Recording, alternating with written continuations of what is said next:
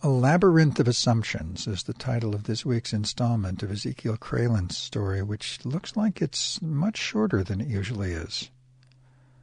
Because it is. There's the end of it, and just a few page ups back to the beginning of it again. Ezekiel Kralen wrote, email correspondence from May 12th to May 16th last year. Conversation with my attorney, date May 12th. Watson wrote, so good to have her on your side. I replied, ain't that the truth? I'll never have enough words to praise her good work for so many. Watson wrote, I agree that electronic payment, if possible, would be the best way. I replied, right. So when I march on down to a blah blah's office, I'll bring a cattle prod to ensure they accept my rent check.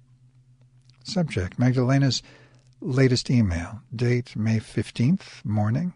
Showed up this morning, 9 a.m. See email opposing counsel below. 2 attached emails. 1, her latest message to plaintiff's attorney. Good morning. Do you have confirmation that the landlord has the April rent and will cash it? Our accounting is working on a check in the amount of $3,015.90. This is the rent for June 2022 through March 2023. Oh, my God. That's pretty good low rent.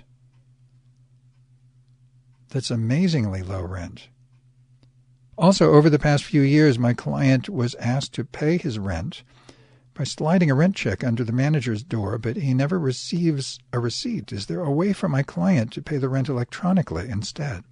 If not, my client is willing to keep sliding the rent check under the door, but would like to receive a text confirmation from the manager that he received the check after my client informs the manager that he has slipped the rent check under the door. Well, it is my client's right to get a paper receipt upon payment. My client would be okay with this method under the condition that the manager abides by this arrangement and confirms receipt by text every month. Please let me know if your client agrees. 2. Plaintiff attorney's reply to Magdalena. I believe he does. If there is a problem, we'll let you know. For now, assume he does.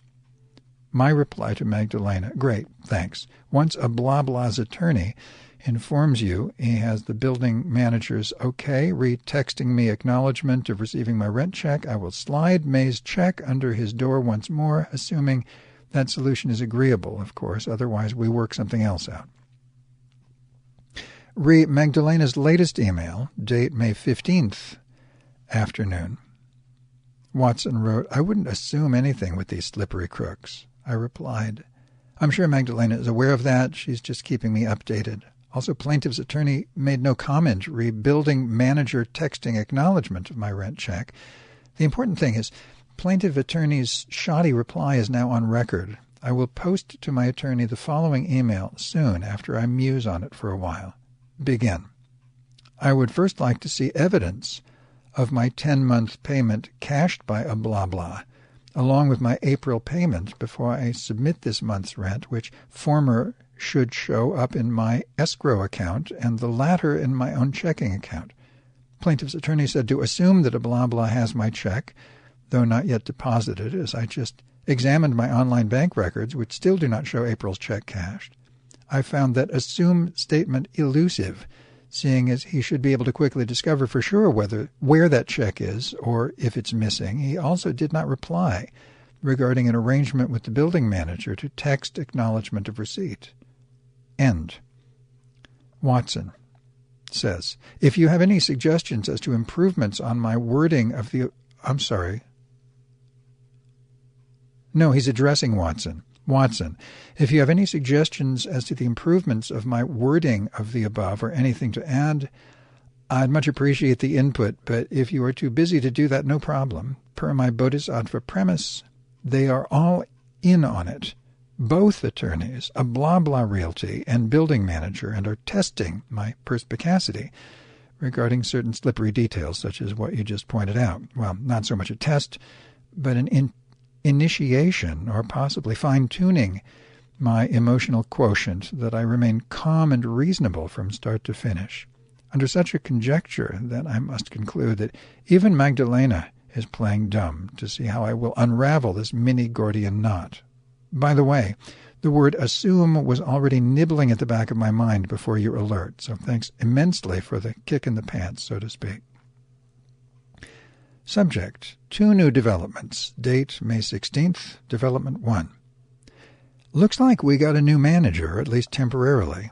Mr. Garciak is on my floor. In fact, right around the corner, and we share the restroom. Haven't met him yet. Don't know how he'd handle sliding my rent check under his door this late in the month. Has the plaintiff's attorney even contacted him about this? I haven't met the fellow yet, so I don't know which one he is among the high foot traffic in this building. I will inform Magdalena shortly. Development 2. I was struck with plantar fasciitis yesterday. Difficult to walk. Lots of pain in my left foot. I hardly made it out of Trader Joe's to the underground and finally Hovel.